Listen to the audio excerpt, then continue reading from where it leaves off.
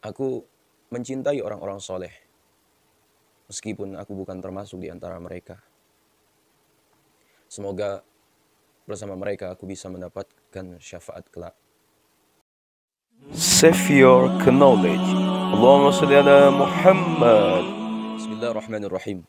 Alhamdulillahilladzi an'amana bi ni'matil iman wal islam wa nusalli wa nusallimu ala khairil anam sayyidina Muhammadin wa ala alihi wa sahbihi ajma'in amma ba'du. Asabiku semua yang dimuliakan Allah Subhanahu wa taala. Zikrus salihin tanzilur rahmah. Menyebut orang soleh akan menurunkan keberkahan. Kenapa kita menyebut orang-orang yang soleh? Karena disitulah Allah menurunkan rahmat. Pada video kali ini ya sahabatku semua, kita akan mencoba mengisahkan riwayat dari seorang waliullah, yaitu Aba Gurus Kumpul.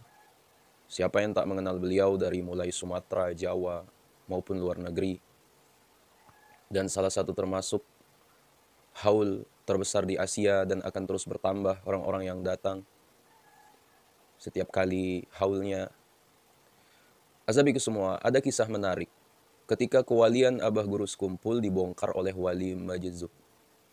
Dan juga mimpi beliau berkenaan dengan Safinatul Aulia, yaitu kapalnya para wali. Riwayatnya itu seperti ini ya sahabatku semua. Ketika acara selamatan di rumah Haji Ahmad Marzuki, tiba-tiba datang seorang habaib yang menumpang sebuah becak. Perawakan tubuh agak pendek. Adalah Habib Abdullah Barakbah yang majzub. Sampai beliau di pintu rumah, beliau menanyakan, adakah di sini yang bernama Muhammad Zaini? Waktu itu Guru Zaini masih di kamar Al-Alimul Allamah Tuan Guru Syarwani Abdan, yang letaknya bersebelahan dari rumah Haji Ahmad Marzuki. Haji Ahmad Marzuki menyampaikan kepada Tuan Guru Syarwani Abdan bahwa Habib Abdullah Barakbah mencari Guru Zaini, ingin bertemu. Sehingga oleh Guru Zaini bertanya kepada Al-Alimul Allamah Tuan Guru Syarwani Abdan, "Kiapa ni ulun kak? Beliau lain orang kita, beliau majzub. Lamun kita salik. Tamunya aja ikam ding ai, kasihan sidin jauh-jauh datang hendak bertamu lawan ikam." Jawab Tuan Guru Syarwani Abdan dan mengizinkannya untuk menemui Habib Abdullah Barakbah tersebut. Azabiku semua dimuliakan Allah Subhanahu wa taala. Setelah pertemuan, maka Habib Abdullah Barakbah berseru, "Marhaban, marhaban ahlan wasahlan. Ana sudah 7 tahun menunggu ente dan ana sudah beberapa kali sampaikan kepada malaikat maut untuk menunda kematian ana. Dengan berdoa, mudahan ana tidak dimatikan kecuali sesudah bertemu ente." Kata beliau lagi, "Ente min auliyaillah, ente min auliyaillah, ente min auliyaillah."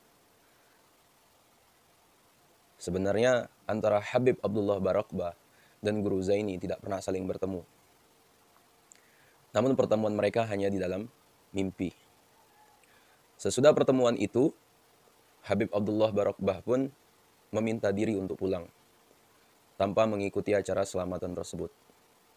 Dan Abah Guru juga kembali ke tempat Guru Bangil. Azabiku semua, sesampainya di hadapan Guru Bangil, Abah Guru berkata, "Nah, terbuka aurat ka ai." Dijawab oleh Guru Bangil, "Kada apa-apa ding ai. Inya kada ikam jua nang membuka, tapi angin. Kada apa-apa." Sahut Tuan Guru Syarwani Abdan. Mereka kemudian menuju acara selamatan bersama-sama. Adapun Habib Abdullah Barakbah, tidak berapa lama sesudah bertemu dengan Abah Guru, beliau akhirnya wafat. Kembali ke hariban Allah Subhanahu wa taala. Tetapi ya sahabatku semua, dari kisah ini ada plot twist-nya ya, ada riwayat menarik pula yang terhubung ya. Dan pertemuan ini pun kembali terulang, hanya saja dengan riwayat yang berbeda. Yaitu pada suatu malam Jumat, sebagaimana malam-malam lainnya, Abah Guru Kumpul kembali melaksanakan ibadah-ibadah malam.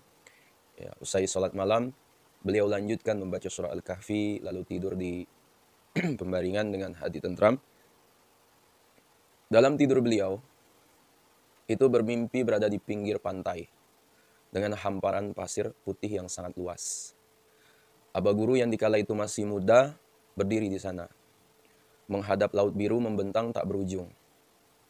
Lalu dari kejauhan tiba-tiba muncul sebuah titik hitam yang terus mendekat secara perlahan dan kian membesar. Sampai akhirnya muncul bentuk yang menyerupai sebuah kapal.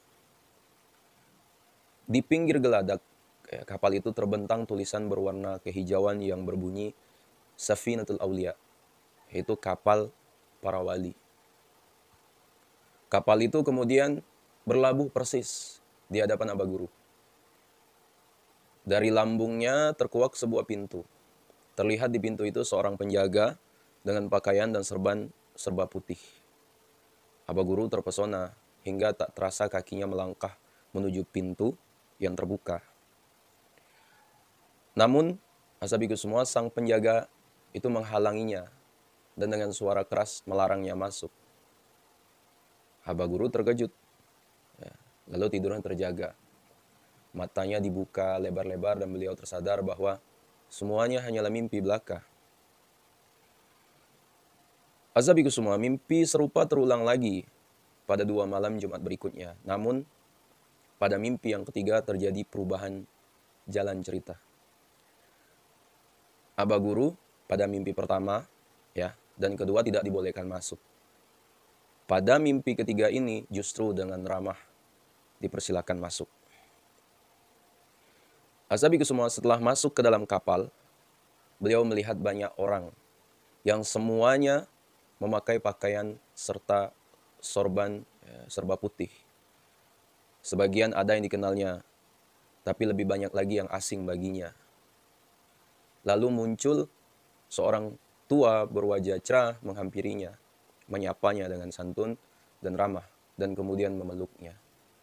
Pelukan ini membuat Aba Guru yang di kala muda itu terjaga dari tidurnya.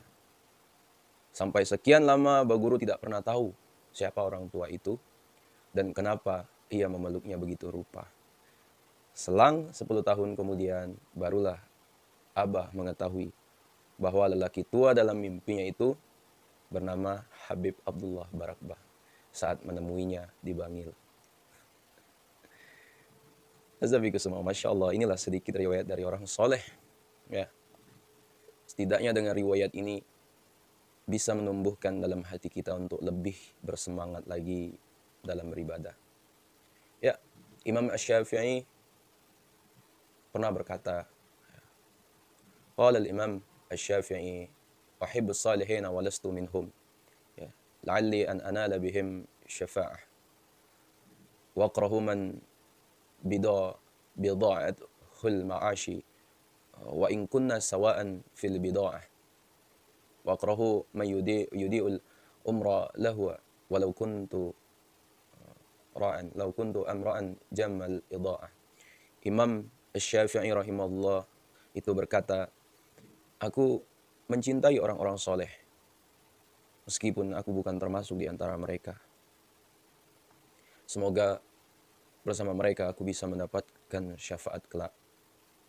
Aku membenci para pelaku maksiat, meskipun aku tak berbeda dengan mereka.